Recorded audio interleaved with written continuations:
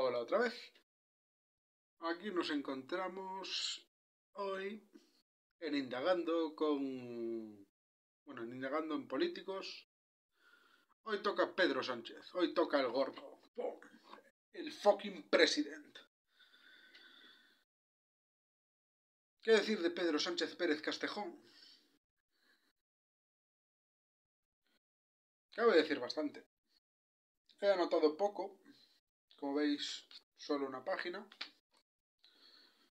Pero da para hablar. Porque bueno, creo que no hace falta anotar lo que es su etapa actual desde 2018-2024. Para empezar, Pedro Sánchez Pérez Castejón es hijo de Pedro Sánchez Hernández y Magdalena Pérez Castejón Barrios. Magdalena Pérez Castejón Barrios. Su padre es economista, empresario y funcionario del Ministerio de Agricultura, o lo fue, y su madre es funcionaria de la Seguridad Social. Nació el 29 de febrero de 1972 en el barrio de Tetuán, donde se crió como un ateo convencido. Cursó la EGB en el Colegio Santa Cristina de Chamartín, hoy desaparecido ese colegio. Estudió bachillerato en el Instituto Ramiro de Maeztu. Jugó en el Club de Baloncesto Estudiantes hasta los 21 años. Y se sacó, entre otros muchos estudios, la licenciatura en Ciencias Económicas y Empresariales. En 1993 dejó el baloncesto y se afilió inmediatamente después al PSOE. Hizo el servicio militar en 1996, con 24 años, no está mal. Y lo terminó de forma bastante cómoda, este servicio militar, en el Servicio Geográfico del Ejército.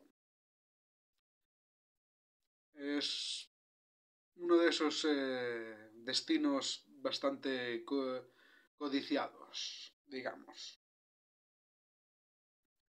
En 1998 hizo el máster en Política Económica de la Unión Europea. Por eso, si algún político en España sabe de Unión Europea, debería ser Sánchez. Y ese mismo año también trabajó como asesor para Bárbara Durkop. Durkop era básicamente una socialista alemana,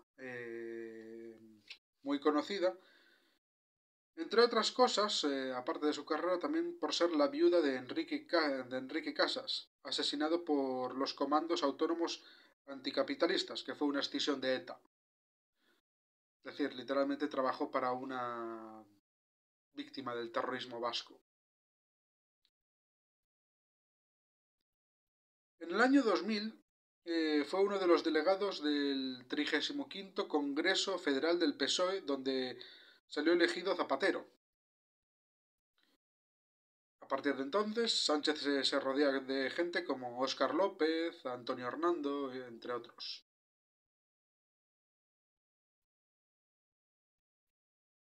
Más adelante formaría parte de las listas de Trinidad Jiménez cuando ésta se presentó a las elecciones municipales madrileñas en 2003. El año siguiente, 2004, sale concejal. Vemos que hay un ascenso relativamente rápido, pero esto se aceleraría muchísimo. Entre 2004 y 2009 estuvo en la Asamblea General de Caja Madrid, puesto por el PSOE. Bueno, si queréis consultar qué pasó con Caja Madrid, es bueno que lo hagáis. Parad el vídeo y consultad lo que pasó con Caja Madrid. No lo voy a mencionar después, pero es bastante bueno saber cuál es el background de gestión de este señor. Aunque es verdad, era solo uno de tantos cientos de responsables, sí que fue parte de lo que pasó en la Caja Madrid. 2 años después de salir elegido como concejal, se casó con Begoña Gómez. Begoña Gómez, no voy a hablar de ella porque de momento, porque todo el mundo la conoce. En 2007 renovó como concejal y entre 2008 y 2013 trabaja como profesor de estructura económica y otras mierdas de la Universidad de Camilo José Cela. Y finalmente, en 2009, sale como diputado.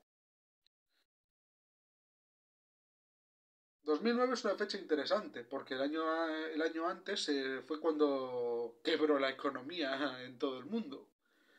Y Pedro Sánchez fue uno de tantos que votaron la modificación del 135 de la Constitución, conforme la deuda la tenemos que pagar todos los españoles. Por cojones. Este fue uno de los puntos uno de los argumentos principales de Podemos al principio contra Pedro Sánchez. Por eso es interesante resaltar este detalle. A partir de 2013 es cuando, bueno, digamos que al año siguiente, 2014, surge Podemos y básicamente el PSOE en aquel momento que era liderado por Rubalcaba,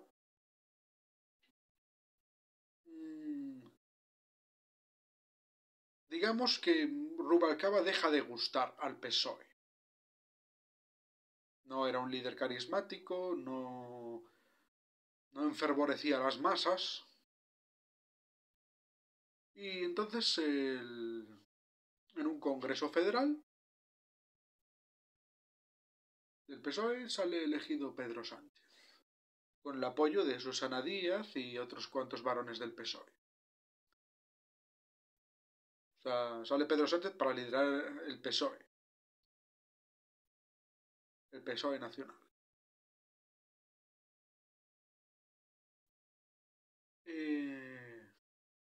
El señor Lamata, conocido aquí en YouTube como la hemeroteca del buitre, ya comentó en varias ocasiones, bueno, básicamente rescató de la hemeroteca del Archivo Nacional eh, aquella época extraña en la que Pedro Sánchez era el candidato favorito de la derecha del PSOE. O sea, el candidato favorito del PSOE entre la gente de derechas, para entendernos. Claro, reivindicaba la figura de Felipe González y entre... Y bien, bien. Decías tú, hombre, es un señor tranquilo, basado, moderado, habla para las mayorías, se suponía.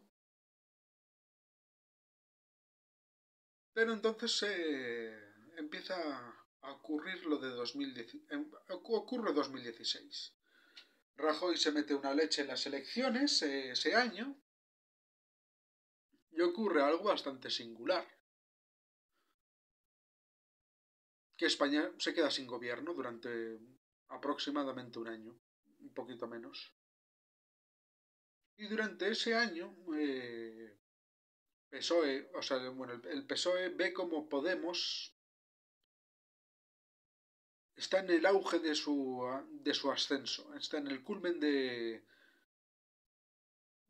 explotar en todas las televisiones, de Pablo Iglesias por aquí, Pablo Iglesias por allá, Monedero, Errejón, Carolina Vescanza, Yolanda Díaz y tal. Un montón de ellos, de Podemos en todas las televisiones, hablando de términos anticapitalistas, antisistema. Sí, bueno. Luego descubriríamos lo que sería. En cualquier caso, Pedro Sánchez es verdad que intenta un pacto con Ciudadanos, un pacto que fracasa. Y se va trabajando ese pacto durante mucho tiempo. Rajoy consigue volver al cargo de presidente durante algo menos de 2 añitos. Y finalmente en 2018, tras 2 elecciones, Pedro Sánchez, bueno, no, 2018, no fue eso. En 2018, Pedro Sánchez presenta una moción de censura, principalmente porque está ya todo lo que es el tema de la Gürtel, Bárcenas. Digamos que en aquella época había un nivel de porculismo con el tema de la corrupción que era verdad. O sea, no vamos a negarlo. El PP es experto en corrupción, en robar dinero público también, al igual que el PSOE. Y entonces Pedro Sánchez, en aras de la honestidad, de normalizar las instituciones, en lavar la imagen del Estado ante los ciudadanos, presenta una moción de censura porque sí, porque le sale de los cojones. Y la gana. Es la primera moción de censura en España que gana.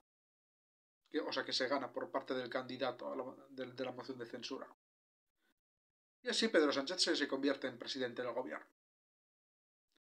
Consigue estar en el top. On top. En la puta cima. Y de ahí, a día de hoy, no hay quien lo mueva. En 2019, después de un gobierno de transición, pacta finalmente con Podemos, después de decir en numerosas ocasiones que no lo haría, y finalmente también pacta con Bildu, después de decir en numerosas ocasiones que no lo haría. Bueno, pacta con Bildu para básicamente sacar adelante una serie de normas, o sea, no sé, de decretos puede ser, no me acuerdo muy bien. ¿Para qué caso? Pacta con Podemos, pacta con Bildu,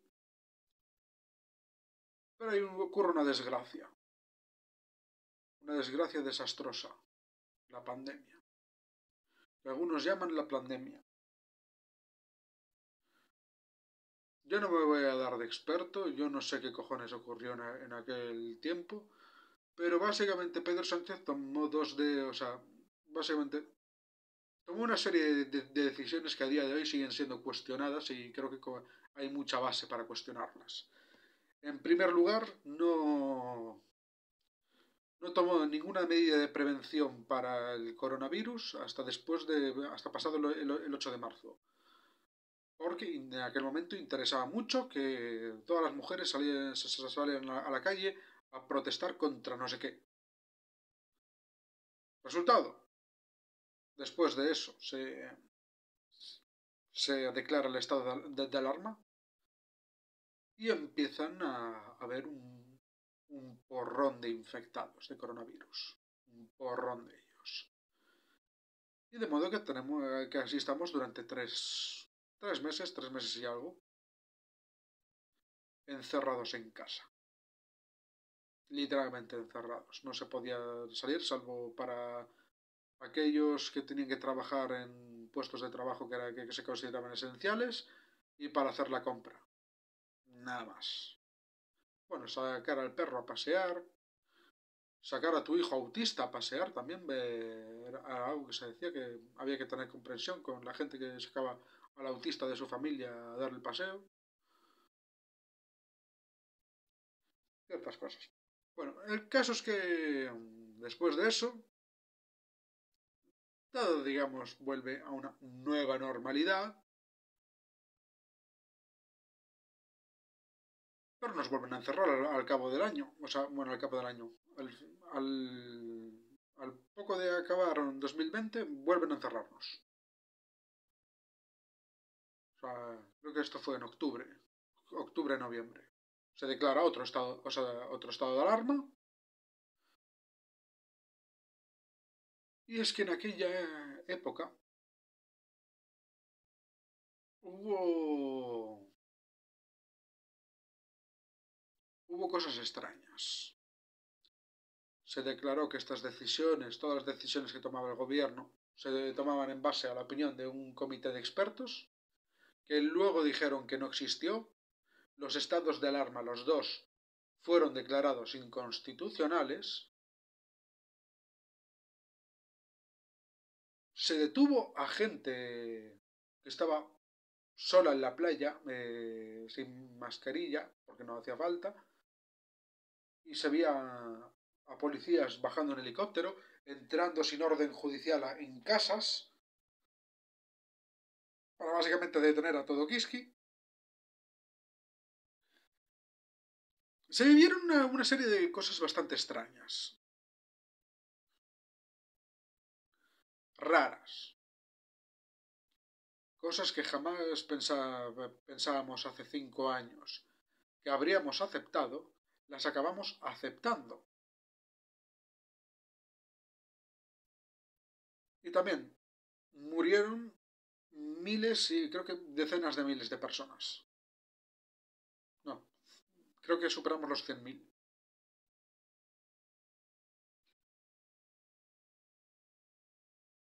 De hecho, hay unas imágenes, bueno, sí, unas declaraciones que a mí me parecen bastante icónicas de Pablo Casado, declarando que, o sea, abroncando al gobierno de que cada día parecía que, que, que morían un número de personas equivalente a un autobús lleno de personas que se estrellaran. Bueno, creo que no. Pero podéis buscar las declaraciones de Pablo Casado. Una de esas pocas intervenciones que digo yo, bueno, al menos ha dicho algo. Entonces, a partir de 2021, se empiezan a tomar otra serie de decisiones. Y es que Pedro Sánchez, en 2021-2022, se da cuenta de que el Poder Judicial le va a estar dando una colleja detrás de otra si se pasa de la raya. Entonces empieza su ofensiva contra, contra el Tribunal Constitucional, que lo ha colonizado, el Tribunal de Cuentas, que ha colonizado, el CNI, que también lo tiene controlado, RTVE lo tiene recontroladísimo. Y no, o sea, hay más, pero no se me ocurren ahora. Y ahora, bueno, recientemente pues consiguió, con la ayuda de Alberto Núñez Feijóo, hacerse con parte del Consejo General del Poder Judicial. Otra vez, otro pacto del PP y PSOE para repartirse el Poder Judicial entre ellos y que nadie investigue sus miserias. En cualquier caso, la batalla todavía no está ganada por parte del PSOE porque aún tienen que pactar los vocales entre sí para ver quién preside la mesa del Consejo General del Poder Judicial, lo cual es más importante de lo que parece porque su voto desempata los empates, digamos.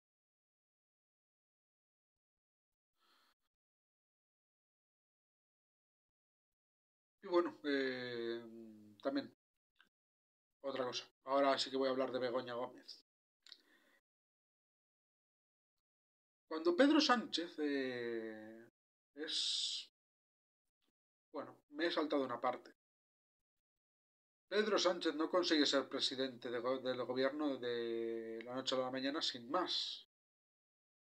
Fijantes que fue nombrado secretario general del PSOE en un congreso federal del PSOE, con el apoyo de Susana Díaz y otros tantos varones territoriales. Bueno, llegó un momento en el que en 2016, cuando tuvo que pactar con Podemos, bueno, cuando quiso pactar con Ciudadanos no le salió bien, y después quiso pactar con Podemos, mover la ventana de Overton un poquito para poder pactar con ellos, Los vanos territoriales se oponían completamente a ello. La más vocal era Susana Díaz. Pachi López también estaba por ahí. Entonces,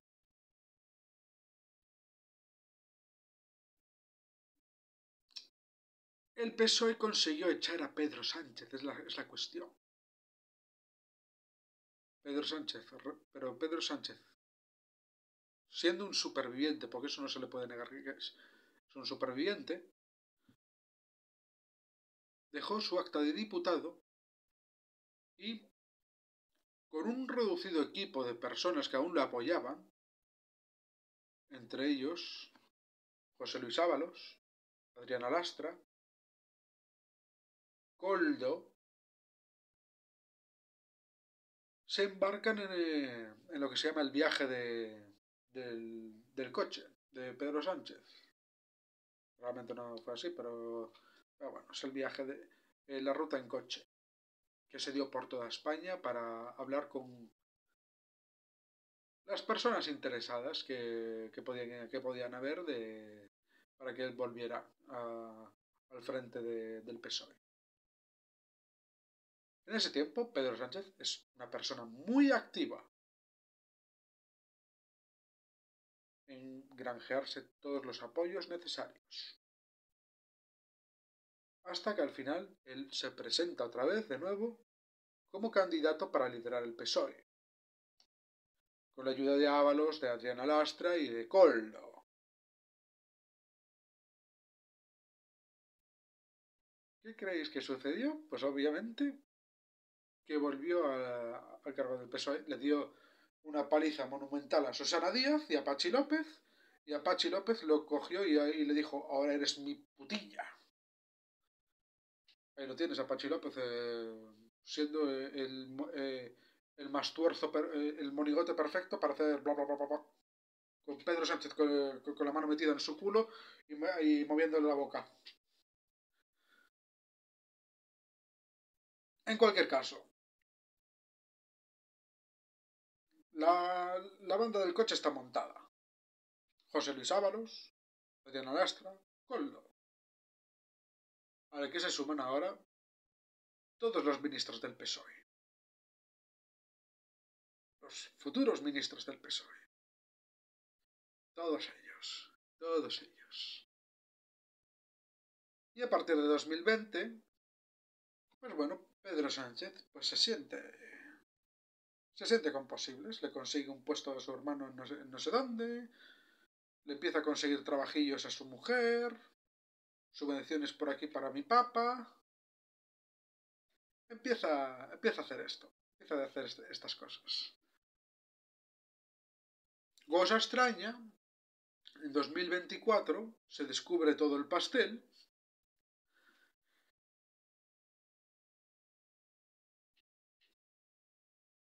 Aún tengo que mencionar una cosa antes de 2024, 2023. 2023, Pedro Sánchez tenía perdido el país. Su imagen había quedado tan destruida a los ojos de la población, tan absolutamente, la gente estaba tan absolutamente harta de este señor, que en las autonómicas de 2023 votaron en masa al PP y a otros partidos, que no fuera el PSOE. Sobre todo a partidos de derechas. Vox y PP, básicamente. Y claro, el PP y Vox se hicieron con muchas comunidades autónomas. Con muchísimas de ellas. Salvo Cataluña, País Vasco, Navarra y Canarias, y Asturias, y Castilla-La Mancha, por supuesto. Esto supone una debacle para el PSOE. Y Pedro Sánchez, siendo el superviviente que es, dice, pues sí, pues toma unas elecciones generales anticipadas. Y fue un muy buen plan porque otra vez consiguió no ganar las elecciones, porque este señor no gana las elecciones, nunca las gana. Pero con partidos de todo tipo, de todo color y gusto, pues el señor consigue pactar contra Vox y PP, por lo cual vuelve al gobierno en 2020, a partir de 2023 hasta 2027, se supone. Si Puigdemont, si Puigdemont no le pide algo, pues que se suicide básicamente, porque si no creo que está dispuesto a todo, y si Bildu no le mete un tiro en la cabeza. Pero si no, va a estar aquí hasta 2027.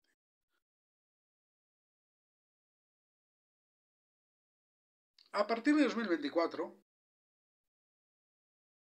a raíz de unas publicaciones que surgieron en 2020 por un periodista llamado Álvaro Nieto y otros periodistas más, empezaron a hablar de los gustos extraños y festivos, erótico-festivos de José Luis Ábalos. Conocido por algunos como la cabra o el torrente del PSOE. Vale. José Luis Ábalos, la puta cabra, el torrente del PSOE. Se dedicaba a ir de fiestas, a snifar coca. Por eso salió también, creo que el caso del Tito, el caso mediador, del cual no se volvió a saber nada.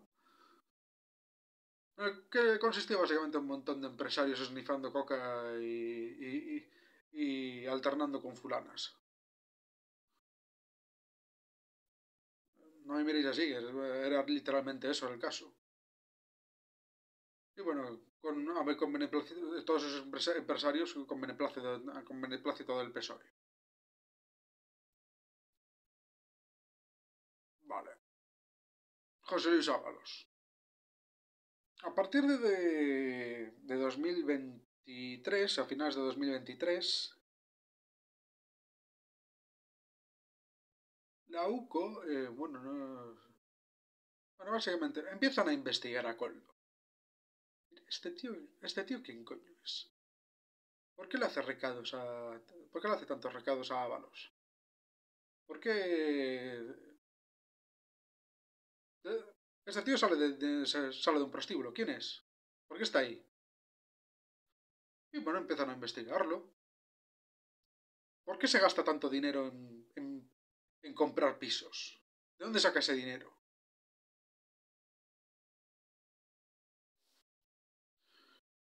¿Por qué tiene una empresa de mascarillas que, que 2 días que básicamente el día antes no tenía ninguna actividad ni existía esa empresa antes de 2020?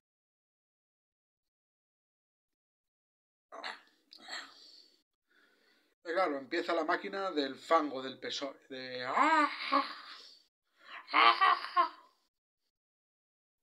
y empiezan a tirar ahí, bum, bum, bum. Previamente todavía, aún no puedo seguir con esto, tengo que mencionar la ley de amnistía, precedida por unos preciosos indultos 2 años antes, que también se decían que no iban a pasar, y pasaron tanto los indultos como metiendo la puntita y después la amnistía como para meterlo hasta el fondo.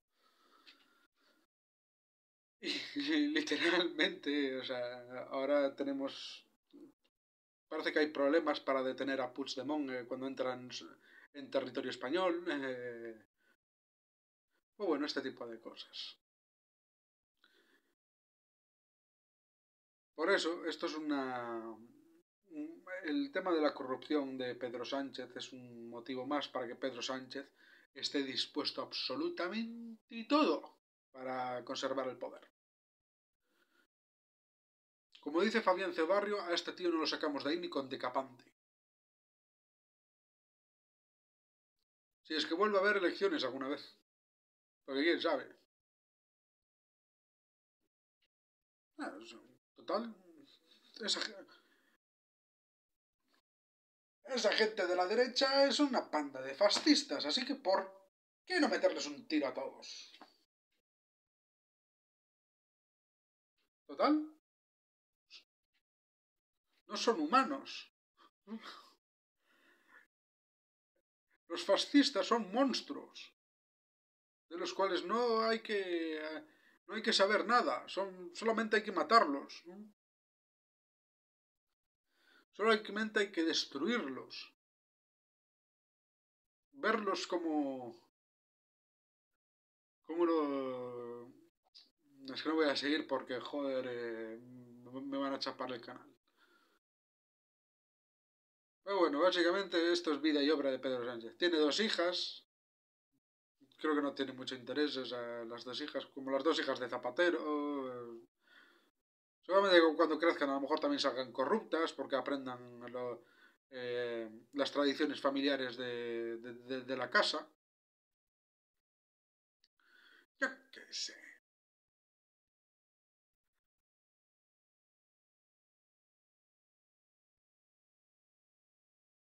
Este señor se hace jefe del Estado y nos impone a todos la República Democrática Federal Española.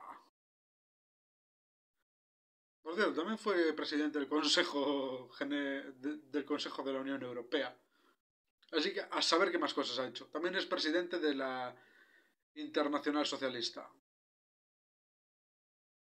Bueno, toda esa gente que lo ha elegido para esos cargos, ellos sabrán. Ellos sabrán. En cualquier caso, creo que ya he contado todo lo que había que contar de Pedro Sánchez. Creo que no tengo que decir más mi opinión sobre este señor. Así que no os suscribáis, no le deis a like, no comentéis y sobre todo no compartáis este vídeo por absolutamente nada en el mundo. Nada es verdad, nada tiene sentido, todo está permitido, como dicen los de Assassin's Creed. Y bueno, Pedro Sánchez es el gran hermano y quien diga lo contrario, tiro la nuca. Sed felices.